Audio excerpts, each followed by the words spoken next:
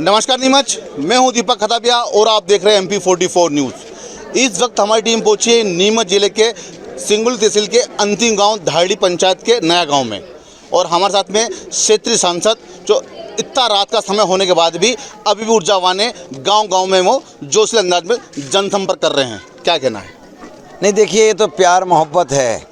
इस गांव ने सैकड़ों वोटों से पार्टी को जिताया है और ताकत से खड़े हैं और ये सब जानते हैं कि ये भारतीय जनता पार्टी है जो ना तो पाकिस्तानियों से डरेगी ना चीनियों से, और ये भी जानते हैं कि पूरी दुनिया में अगर ताकत से भारत के गेहूं को, भारत के माल को अगर कोई उतार सकता है तो वो भारतीय जनता पार्टी है।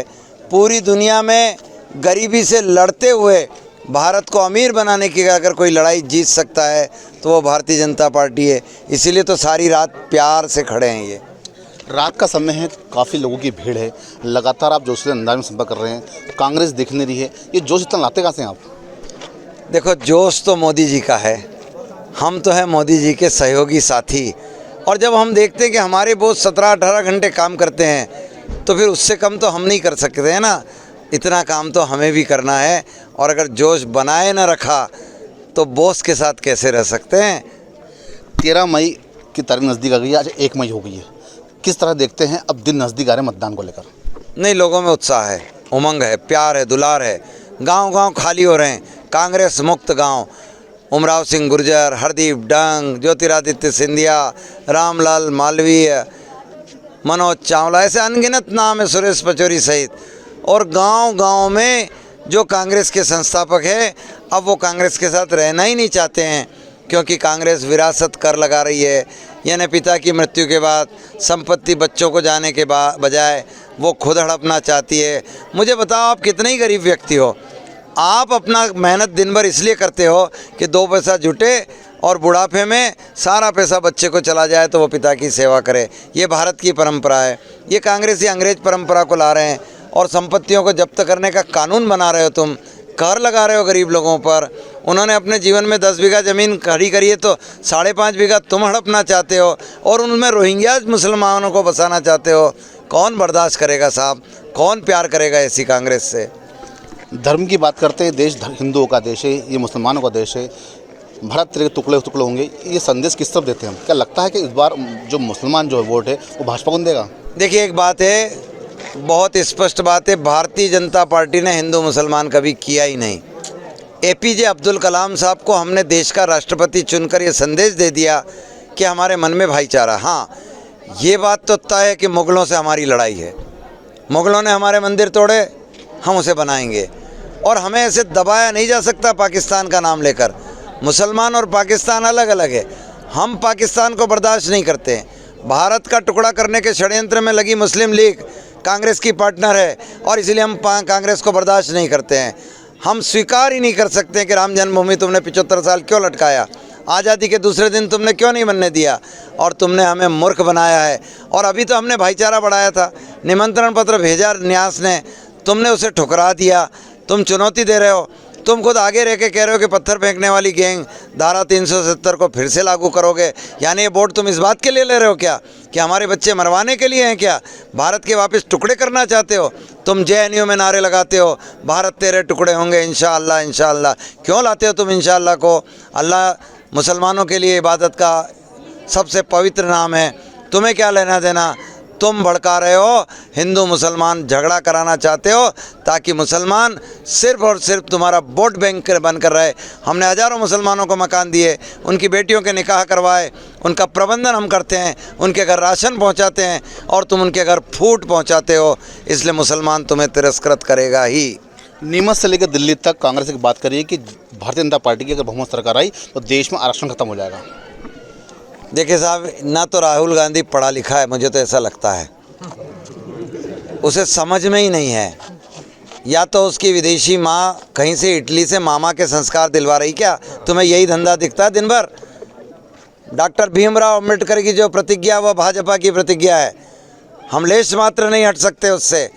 और आज विधि मंत्री के रूप में अर्जुन मेघवाल जी बैठे हैं, नरेंद्र मोदी जी के हाथ में देश है, हमें ऐसे विसंगतियां खड़ी नहीं करना है, देश में भाईचारा खड़ा करना है, सबका साथ सबका विकास। और जो संकल्प देश ने लिए हैं हम उसके प्रति प्रतिबद्ध हैं, 1 इंच भी इधर से उधर हटने वाले नहीं हैं।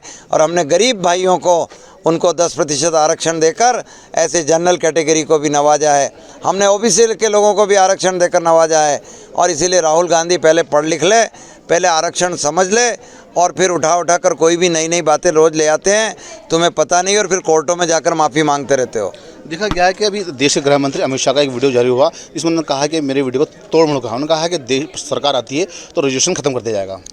आर्टिफिशियल इंटेलिजेंसी का दुरुपयोग है, ऐसे लोगों को सजाएं मिलेगी, ऐसे लोग पकड़ लिए गए हैं, सरकार की निगाहों में चढ़ चुके हैं। और इस किस्म के कृत्य करने वाले ना तो देशभक्त हो सकते हैं, ना देश की जनता से प्यार कर सकते हैं। उन्हें तो मोहब्बत है कि भ्रष्टाचार करने के लिए सत्ता हाथ लग जाए, और मोदी है कि भ्रष्टाचार कराने और करने वालों को जेलों में डालने की सारी मुहिम पर लगे हैं, ताकि सबका साथ और सबका विकास न्यायपूर्वक तरीके से हो सकते हैं। इसलिए कांग्रेस के मंसूबे कभी पूरे होंगे नहीं। 13 मई को वोटिंग उससे पहले देखा गया कि तमाम जो कांग्रेस नेता है कांग्रेस छोड़ भाजपा का दामन संभाल रहे हैं। आज भी कई दिग्गज नेताओं ने भाजपा का दामन संभाल लिया है। नहीं, क्या करेंगे? विरासत कर लगाकर अपने बच्चों की संपत्ति कांग्रेस को देंगे? क्या करेंगे? राम जन्मभूमि का संघर्ष 500 साल के बाद का मंदिर बनाया, उसे हटवाएंगे? क्या करेंगे? आतंकवादियों को हमने बोरी में पैक किया, उनको वापस छोड़ेंगे? कांग्रेस चाहती क्या है? बड़ी मुश्किल से ये देश का हिस्सा हमारे पास है, क्या इसके टुकड़े करके ये गांव-गांव खाली करवाएंगे? क्या इन बच्चों को सड़कों पर झुलवाएंगे? कौन रहना चाहेगा साहब कांग्रेस के साथ? उमराव गुर्जर कांग्रेस छोड़ चुके, हरदीप डंग कांग्रेस छोड़ चुके, ज्योतिरादित्य सिंधिया कांग्रेस छोड़ चुके, के सिंह साहब कांग्रेस छोड़ चुके। कोई कांग्रेस में रहना नहीं चाहता। गांव-गांव में टेबलें उठ चुकी है, लोगों ने मन बना लिया है, अब की बार 400 पार।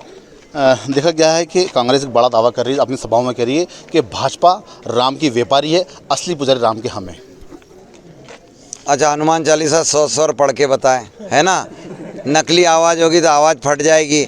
अभी हरदीप डंग को देखो, कांग्रेस से छूट कर आए, क्या गा रहे थे, कैसे गा रहे थे, तो मैंने कहा भाई गला खुल गया हरदीप भाई। तो हरदीप भाई बोले क्या भाई साहब, ये तो कांग्रेसियों ने गला दबा रखा था, ये तो हमसे बार बार पूछ रहे थे कि राम का जन्म कहाँ हुआ भी कि नहीं हुआ, कोर्ट में मुकदमा लगा रहे थे, और अब राम की बात कर रहे हो। क्योंकि देखो, एक बात है, राम की बात तो रावण ने भी आखिरी बार करी थी।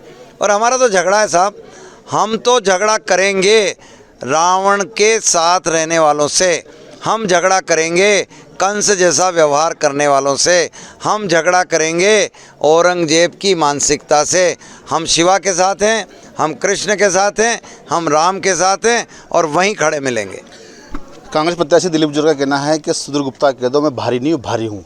देखिए, मैं तो एक बात कहूँगा कि भारी और हल्के का प्रश्न नहीं, मैं तो आभारी हूँ उन लोगों का जिन्होंने मेरी पार्टी को भारी बनाया है। तो ये थे हमारे साथ में क्षेत्रीय सांसद सुधीर गुप्ता, जिन्होंने साफ कहा है कि इस बार भाजपा जो है जो 400 पार होगी। और MP 44 की टीम नीमच जिले के सिंगुली तहसील के जो अंतिम गांव है धाड़ी पंचायत के नया गांव में हम पहुंचे हैं।